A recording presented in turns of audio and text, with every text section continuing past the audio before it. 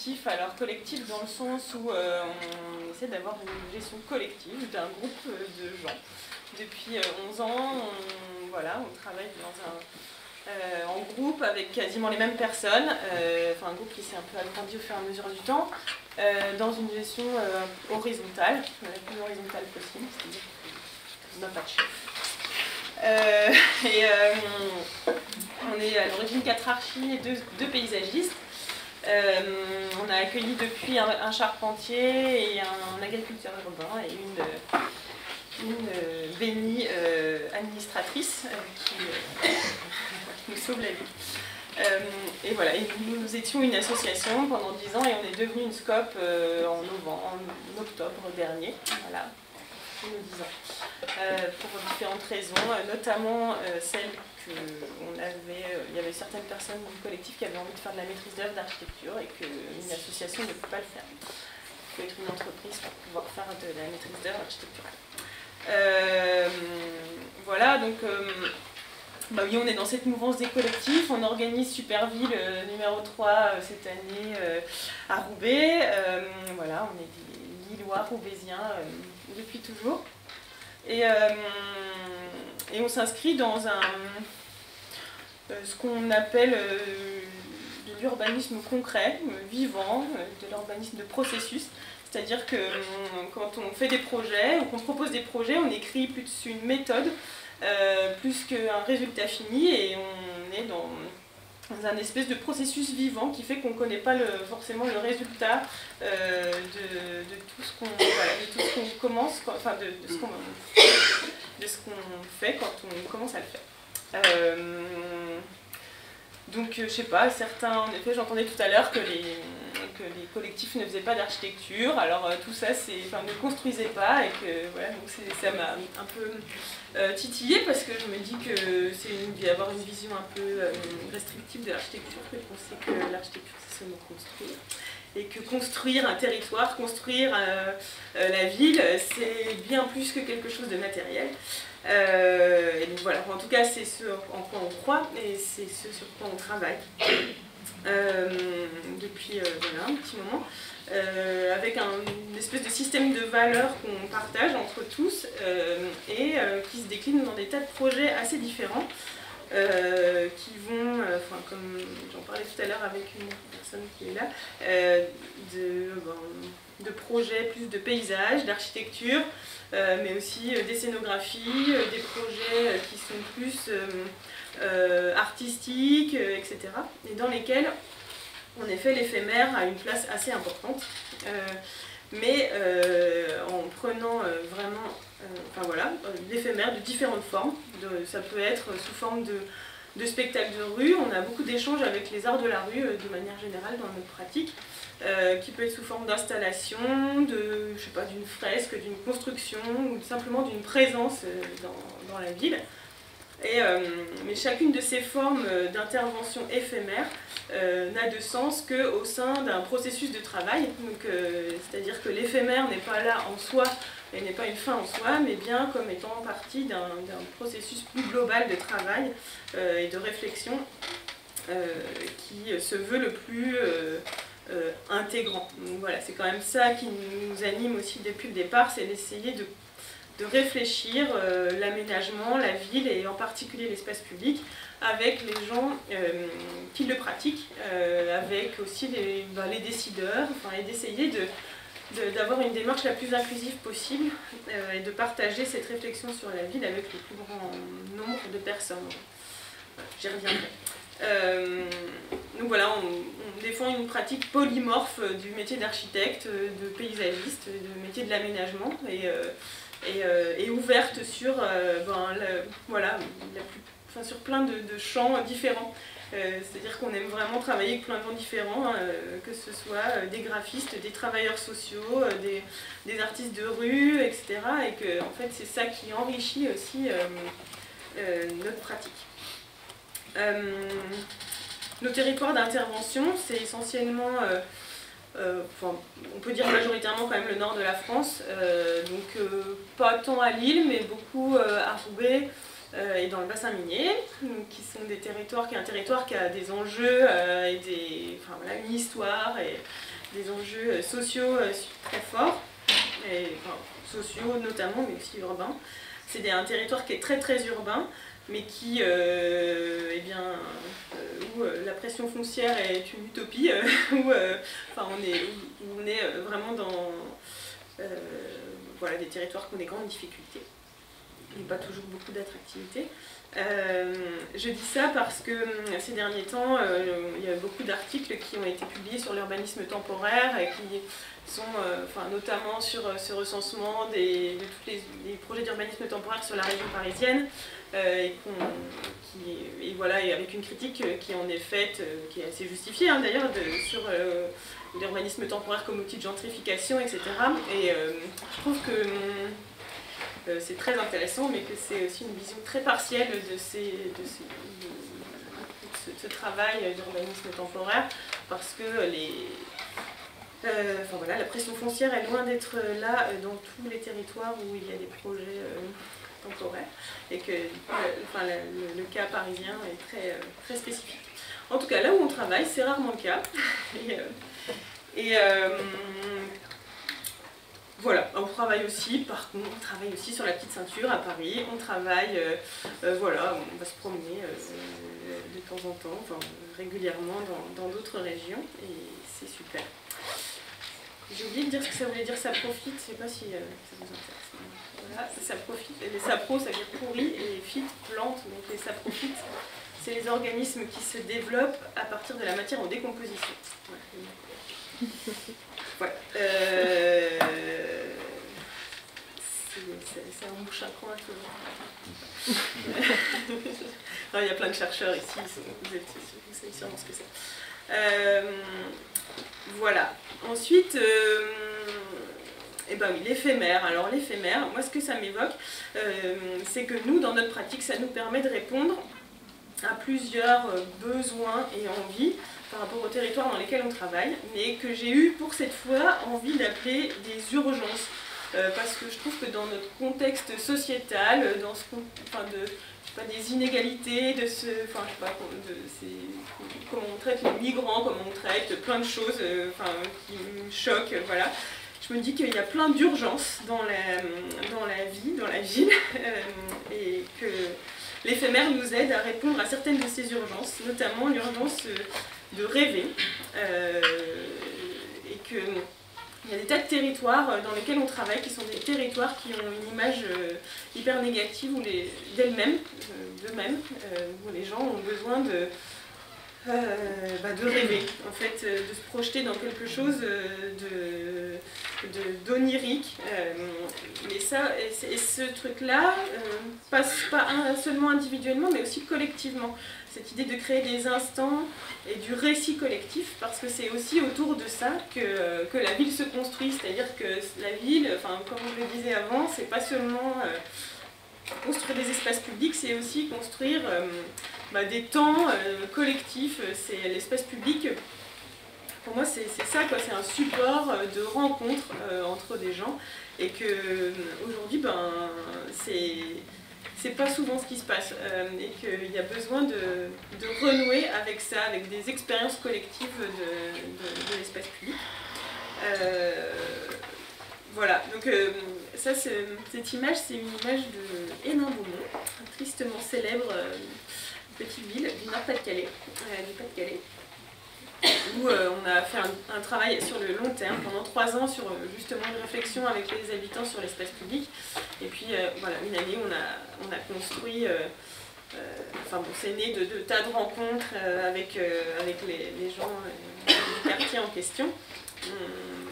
En fait, il y a ce terri, donc les terris, c'est une espèce de montagnes qui sont fabriquées avec les déchets des mines. Donc c'est un peu les seuls reliefs du Pas-de-Calais, donc voilà, ce sont les montagnes du Nord.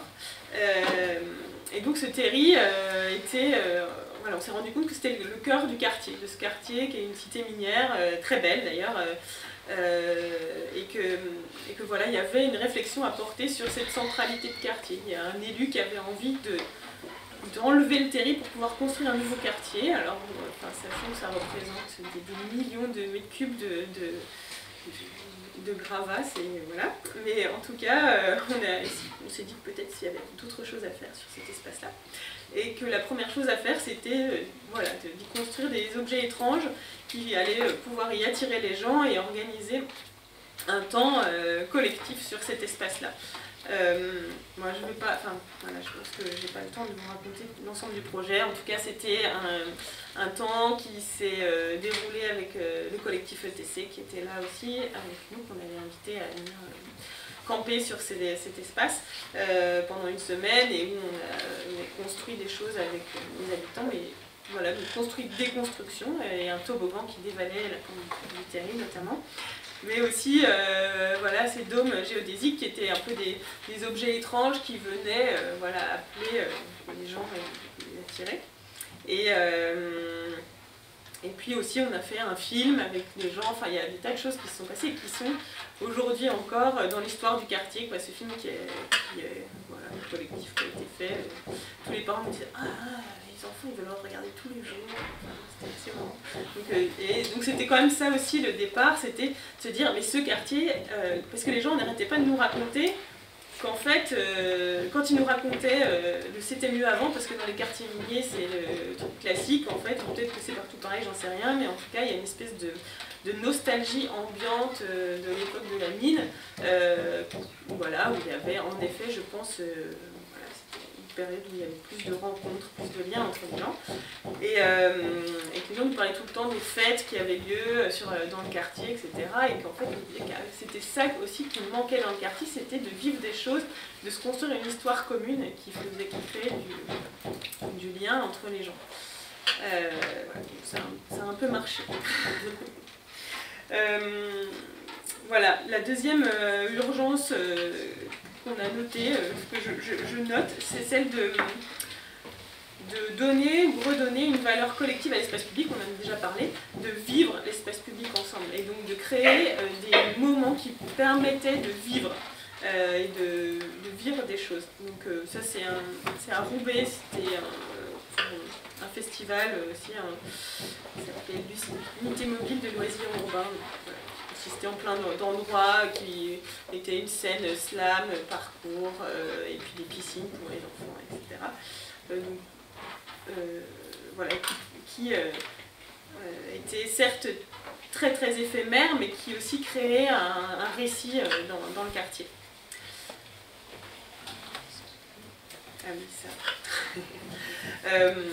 Une autre urgence qui est l'urgence de faire et d'être dans un rapport concret avec la ville et avec les choses, c'est-à-dire sortir. Alors ça c'est vraiment quelque chose pour nous, très personnellement, de ce besoin de sortir de notre bureau et d'être dans un rapport très concret avec le territoire et de penser en faisant. C'est-à-dire que voilà, on n'est pas des chercheurs, on est vraiment des acteurs et on fait les choses et puis on avance de manière itérative en essayant de tirer des leçons de ce qu'on a vécu et de réadapter les choses au fur et à mesure dans notre démarche.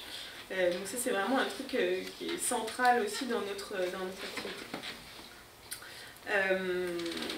Et puis l'urgence d'expérimenter, de pouvoir se donner la liberté sur l'espace public d'expérimenter et donc ainsi de se libérer les normes, voilà. Donc ce toboggan est là pour vous l'illustrer, parce que voilà, on est content que tout se soit bien passé et qu'aucun enfant ne se soit tué sur ce toboggan. Voilà.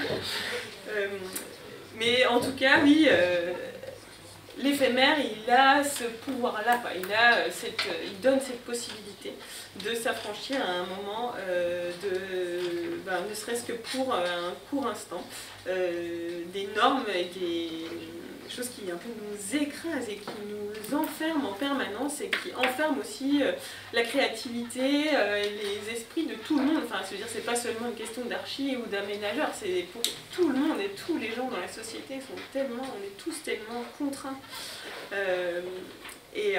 Voilà, donc on a plein d'exemples de se libérer des normes. Voilà, donc ça fait partie aussi des risques du métier, on va dire. Voilà, donc avec une certaine prise de risque, on peut dire ça quand même, dans notre pratique au quotidien. Voilà, donc on fait des choses hors normes et puis jusqu'à maintenant, ça s'est plutôt bien passé ça. Mais on essaie aussi de trouver des assurances, des choses comme ça, hein, voilà. Donc j'ai dit peut-être, je ne sais pas. Voilà. Après, l'autre urgence aussi, c'est de comprendre et de créer des outils de médiation et de transmettre les outils pour comprendre la fabrication de la ville. Alors c'est vrai pour les habitants auxquels on se donne comme mission d'essayer par le faire, de transmettre les outils pour comprendre la construction de la ville et du coup pour s'émanciper et être dans une capacitation citoyenne, c'est-à-dire créer, donner aux gens la capacité, eux, de s'exprimer sur ce qu'est leur territoire et sur ce qu'ils revendiquent pour leur ville. Et ça, c'est quelque chose qui prend beaucoup de temps et l'éphémère et les constructions temporaires, souvent, qu'on fait souvent collectivement, permettent de donner ces outils-là de manière très concrète. C'est-à-dire que quand on fait un processus avec les gens de construction, ne serait-ce que d'un banc, et on passe par toutes les étapes qui sont celles de la conception d'un projet sur un espace public, et donc on donne à voir quelles sont ces étapes. C'est vrai pour les habitants, mais c'est aussi vrai pour les élus, où on travaille dans des tas de territoires où les élus ne sont pas des professionnels, ne sont pas forcément formés aux questions de l'aménagement, aux questions urbaines, etc. Et où aussi le fait de créer des exemples, de créer des supports pour comprendre les choses, ça permet de former aussi, de former les élus. Et de permettre et de mettre plein de gens différents aussi autour de la table, de la construction, pour réfléchir, pour comprendre tout ça, comment ça se passe et quels sont les tenants et les aboutissants des questions d'aménagement. Et puis, qu'est-ce que je voulais dire encore? Je ne sais plus. Voilà. Et oui, dans cette idée de créer des supports de réflexion collective, c'est aussi d'interroger le rôle d'un espace. Et c'est aussi pour ça que j'ai mis quand même cette photo qui est sur la petite ceinture dans le 13e, très loin d'ici, où finalement cette architecture, c'est pas une architecture d'ailleurs, cet aménagement temporaire, en fait il nous a permis de réfléchir, ça a été un support de réflexion avec les gens, et puis finalement ce qui va se passer, c'est que aujourd'hui on est en train de préconiser plutôt de l'enlever et de dire non, en fait ici il faut rien faire, il faut pas, on va pas aménager cet espace, et donc ces aménagements temporaires, ils ne sont pas forcément faits pour être le prémisse d'un autre aménagement, mais peut-être que ça peut être autre chose et que, en fait, ce qu'on en tire, c'est bien plus que donner des préconisations pour un futur aménagement, ou ça peut être un futur aménagement. Voilà, donc tout ça, c'est... donc l'éphémère, c'est vraiment, on le prend vraiment comme une étape dans des processus plus longs, qui se transforment ou qui ne se transforment pas, hein. Il y a plein de projets qui sont restés à l'étape on a une construction temporaire et puis finalement après le projet s'arrête parce qu'il y a une alternance politique, ou il y a...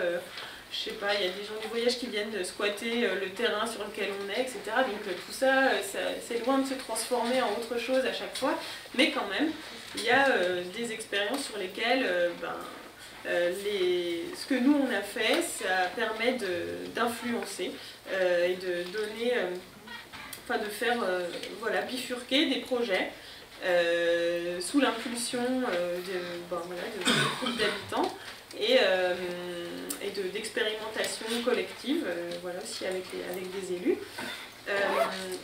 Et voilà, et puis il y a aussi plein de moments où on va d'abord faire un projet temporaire, puis après la ville va nous rappeler pour être dans quelque chose de plus pérenne, etc.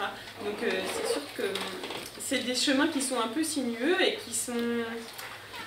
Et on peut se dire que les interventions qu'on fait, c'est un peu de l'acupuncture ou de l'homéopathie, quoi. C'est qu'on sème des trucs, et puis